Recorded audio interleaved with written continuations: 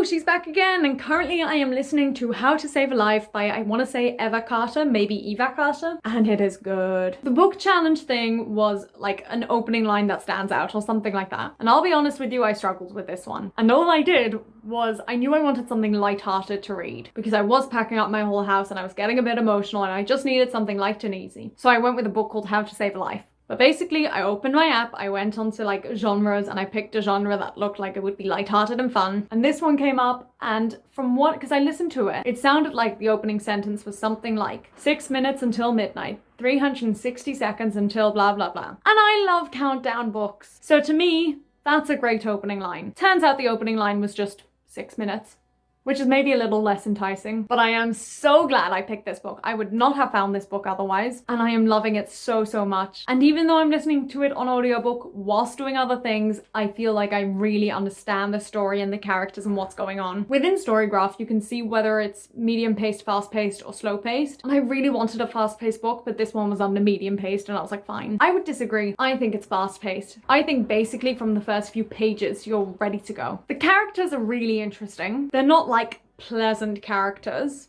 They're not terrible, but they're a little bit problematic. And basically it's told from 3 different perspectives, and the audiobook I'm listening to has 3 different voices, which is actually really helpful. Although I do get the voice confused sometimes. I'm like, who's speaking now? And then they'll say a name and I'm like, oh. What's really interesting though, is that I am not even halfway through the book. And it has already multiple times felt like it could be the end. And maybe that's because it is an audiobook, so I don't have like a physical copy to look at it alongside. But it just keeps feeling like, oh, it could end here, and then it keeps going. And to think that I've still got half the book left, I'm intrigued to see how much is going to be in it. And this is very much a character-driven story. There isn't really a plot. It's just sort of these 3 characters and how they go about their lives and intermingle, etc. And there's a love story, and there's saving of lives, because that's the name of the book. And I think 2 of the characters are doctors. But I am really enjoying it, and I think a big part of that does also come down to the audiobook, which is like the opposite of what I've said in the last 2 videos. But I'm just really enjoying the experience. I don't know what's with my hands. But yeah, so far I highly recommend this book. It's a really, really easy read, or at least an easy listen. It's very light.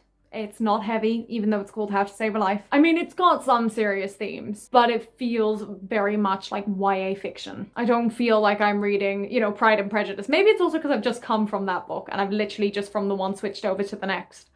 And obviously Pride and Prejudice is like a hearty book, whereas this is just like, light, fun, easy, breezy, yay. I don't know. I'll let you know how I feel at some point further along in the journey, but those are my thoughts for now. See you later! Hello! So I finished reading How to Save a Life, and it was really good. I really enjoyed it. I was very invested. I really wanted to know what was gonna happen next. Not because it was like, ooh, I wonder what's gonna happen, because you kind of knew, but you just wanted to know how you got to each next chapter. That probably doesn't make any sense, but it does to me. I mentioned in that last clip that I was sort of halfway through the book and felt like it could end, and I still stand by that. Like, a lot of the book wasn't necessary and it kind of was going round in circles. But what I liked about it is that very often I read a book and I finish the book and I'm like, I want to know what happens next. Even if it's nothing exciting, I just want to like live in the character's world a bit longer. And with this book, I had that. Because the main story sort of happened in the first third of the book, I would say. And the author probably could have ended the book there. But I personally quite like that I got to be in the world a bit longer, especially because it was a book I liked. And I got to spend a bit more time with the characters and I got to see them get a bit older than I would have otherwise. And I have no doubt that there are people out there who probably don't like that. But I personally was quite happy with that. It was a really easy read. It was just light.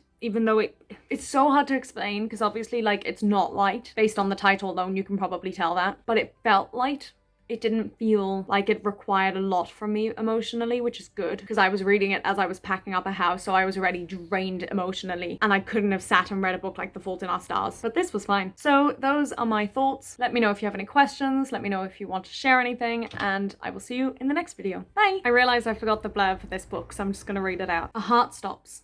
Their story starts. Sometimes saving a life is only the start of the story. It's nearly midnight on the eve of the millennium when 18-year-old Joel's heart stops.